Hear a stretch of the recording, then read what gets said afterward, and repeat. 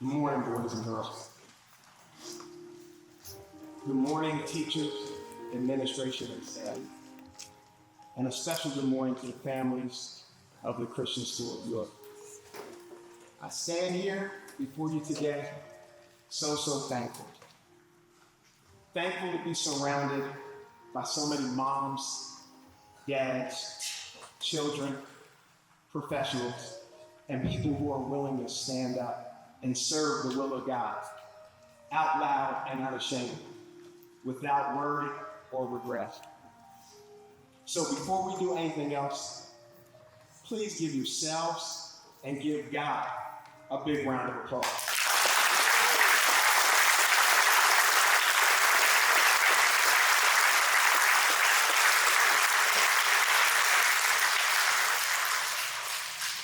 Mr. Bell, thank you so much for inviting me to be here today to speak for this special 9/11 service. And to the men and women of the York City Police Department, Northern Regional, and all the agencies represented today, thank you for standing here with me, where you stand every day, right beside me, helping myself and the nearly 700,000 men and women, mommies and daddies, regular people across this great nation, who each day show up and do incredible things, serving, helping, and holding the line between the good people who live here and the bad things some people try to do. And Lord knows that's not easy. At a time when our churches are under fire and our schools are under attack, a time when nobody wants to put their needs second, and fewer people are willing to stand up, step up, and take that oath to serve. So I commend each of you for being the kind of people who are willing to sign up and stick up for other people, willing to face other people's problems and fight other people's fights, willing to ignore the slights and the insults, the hard feelings and the hatred, all to be that same small group of people who exist and endeavor just to keep everyone else safe.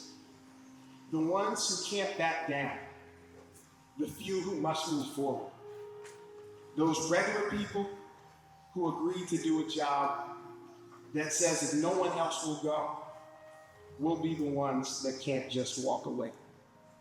My friends, I've been at this thing for a long time now, so it's never lost on me what real heroes, real courage, real service, real sacrifice looks like.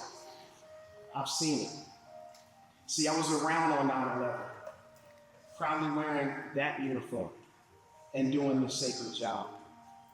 And like those of us here who are old enough to remember how heavy that uniform was to wear on that day, 23 years ago, I remember how we packed our bags, put on that uniform, and came to work, hearing something might happen, but hoping it was just another hoax. I remember how we hit those streets and did our jobs, not knowing what to expect or what we were up against. And as the morning went on, we can admit, I can admit, just how scared I really was. After watching, waiting, listening, hearing the horrors that were happening, just a train ride away. We sucked it up, stayed put, and worked that shift, truly not knowing what was next or if we'd be going home that afternoon.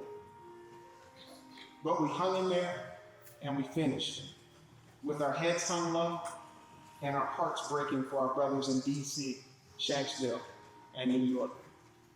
Then we went home, hugged our children and our families closely, cried ourselves to sleep, woke up that next day, put on that uniform, and came back ready to do it all again. Because that's what being a police officer, a first responder, a servant to others, is truly all about. Waking up, suiting up, standing up, and answering the calls of the people who need us. So right now, my brothers and sisters in blue, in case you never get another chance to hear it, in case others don't see your sacrifice, or our society grows up and forgets what we did that day and every day, To my fellow servants and responders, we want you to know we see you and we honor you. You are appreciated and you are loved. Thank you for your service, for going where you go, for facing what you face, and for doing what you do. And if tomorrow is that day we're called to make that ultimate sacrifice for others, just know I'll gladly make it right beside you, because I wouldn't want to go in any other way. So Lord, thank you for giving me the kind of job that lets me serve others and be here for my community. A career that's given me so many stories, relationships, memories, and moments. A profession that's made others smile, made me cry, and fill my days with meaning, joy, purpose, and peace. Thank you for the long days, the late nights, and the sacrifices that make our families, our friends, and even our granddaughters proud. Thank you for those men and those women who died on that day when they answered the call and ran in to try and bring all those other people out. And thank you for this humble work that accomplishes the impossible, withstands the unthinkable, turns regular folks into heroes, and gets a whole lot out of a little guy like me. Amen. Amen.